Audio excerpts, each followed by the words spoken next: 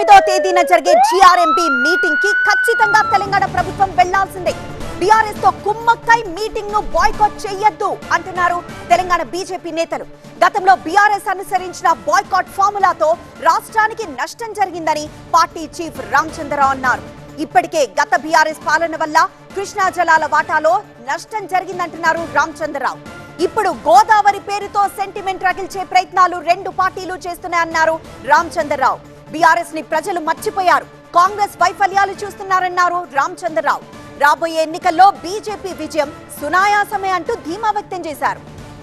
ఈ నెల 18న జరిగే Godavari river management board meeting ని ప్రభుత్వం బాయ్కాట్ చేయాలన్న బీఆర్ఎస్ డిమాండ్ పై స్పందించారు రామచంద్రరావు. ఇంకా ఏమన్నారో మా సీనియర్ కరెస్పాండెంట్ విద్యాసాగర్ అందిస్తారు. మనతో పాటు బీజేపీ రాష్ట్ర అధ్యక్షులు రామచంద్రరావు గారు ఉన్నారు. సార్, ఆగస్టు 18న జరగబోయేటువంటి జీఆర్ఎంబీ సమావేశంలో తెలంగాణ ప్రాజెక్టుల అనుమతులు రద్దు చేయాలన్న అంశాన్ని అజెండాగా పెట్టడాన్ని బీఆర్ఎస్ వ్యతిరేకిస్తుంది, బహిష్కరించాలంటుంది ఆ సమావేశం రాష్ట్ర ప్రభుత్వం. బీజేపీ స్టాండ్ ఏంటి ఈ విషయంలో? ఈరోజు గోదావరి మళ్ళీ ఇక్కడ సెంటిమెంట్ని రెచ్చగొట్టేటువంటి ప్రయత్నం బీఆర్ఎస్ పార్టీ చేస్తూ ఉంది.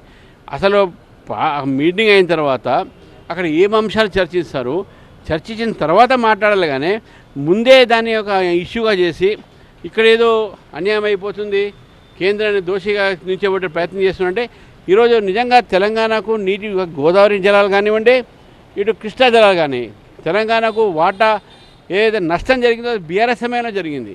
కాంగ్రెస్ దాన్ని కొనసాగిస్తూ ఉంది. కాంగ్రెస్ బీఆర్ఎస్ ఇద్దరు కూడా ఈ యొక్క విషయంలో ఇద్దరు కూడా తెలంగాణకు అన్యాయం చేసిన వాళ్ళే. కాబట్టి రేపు జరగబోయేటువంటి జీఆర్ఎంబీ మీటింగ్లో ముందు అసలు ఏమవుతుంది, ఏమేమి అంశాలు ఉన్నాయి ముందు మాట్లాడి అక్కడ మన అభ్యంతరాలను చెప్పడం జరుగుతుంది. ఎందుకంటే బీఆర్ఎస్ ఎప్పుడు కూడా నెగిటివ్ పాలిటిక్సే. గతంలో కూడా అంతే, కృష్ణా రివర్ మేనేజ్మెంట్ బోర్డులో కూడా అదే పనిచేశారు వాళ్ళు. ఊరికే సుప్రీంకోర్టు పోవటము, ఎపెక్స్ కౌన్సిల్ మీటింగ్ చేస్తారు రాకపోవటము, అటువంటి పని వాళ్ళు చేశారు. మళ్ళీ ఇదే విధంగా సెంటిమెంట్ రెచ్చగొట్టేటటువంటి ప్రయత్నము బీఆర్ఎస్ పార్టీ చేస్తుంది.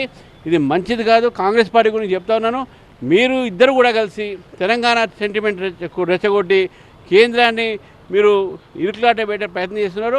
అటువంటి ఏం జరగదు. కేంద్రం రెండు రాష్ట్రాలకు న్యాయం చేసేది ఆలోచిస్తుంది.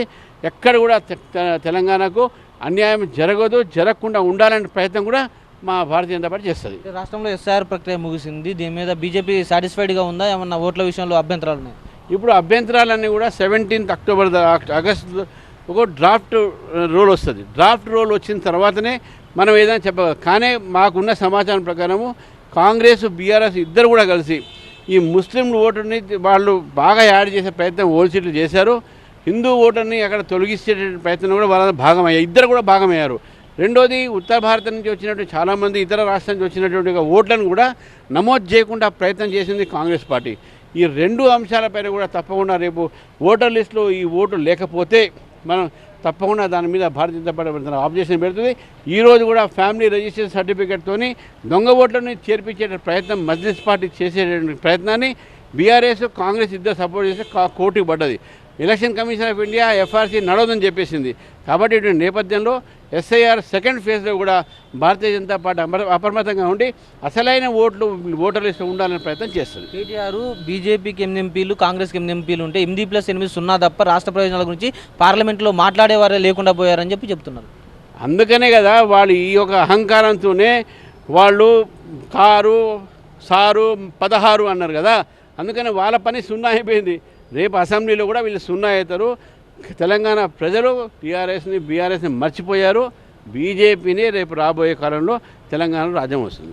అది జరగబోయేటువంటి జీఆర్ఎంబీ సమావేశానికి సంబంధించి డెఫినెట్గా బీఆర్ఎస్ నెగిటివ్ ప్రచారం చేస్తుంది. అసలు సమావేశానికి వెళితే కదా ఏం జరుగుతుందో చర్చించి మన వాయిస్ వినిపించడానికి అవకాశం ఉంటుందంటూ కూడా బీజేపీ రాష్ట్ర అధ్యక్షుడు రామచంద్రరావు చెప్తున్నారు. కెమెరామెన్ శేషుతో విద్యాసాగర్, టీవీ9 హైదరాబాద్.